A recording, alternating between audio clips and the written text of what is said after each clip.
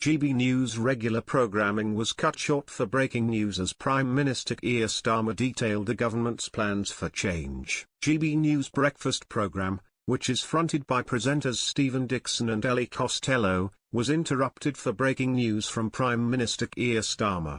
The news channel was airing an interview from Heaven Hair and Beauty founder Deborah Mitchell, who was celebrating the unveiling of a royal warrant for supplying products to Queen Camilla.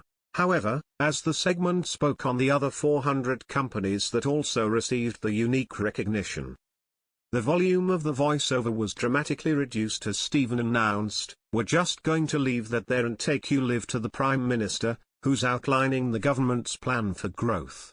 Starmer then appeared on screen stating, "I do acknowledge here that this year, as we've had to fix the foundations of our country, deal with the unprecedented mess that we inherited, we've asked a lot of you."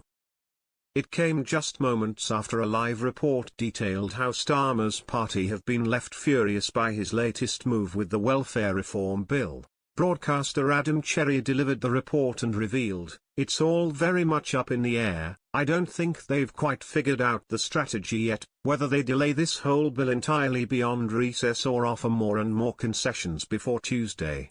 Frankly, this has been so chaotic in the last few days, and their attempts to convince rebels to back down haven't worked. They don't really have a plan B, so it's all improvisational, happening in real time."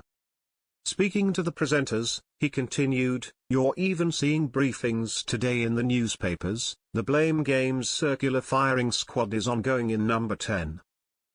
And the chief among those who are being blamed for all of this, Morgan McSweeney, the Chief of Staff, Claire Reynolds is another figure here. The MPs are furious because they've been marching up the hill and back down and again over the winter fuel allowance, and now having to do this again with welfare, and none of this was in the manifesto, which actually makes it easier to rebel.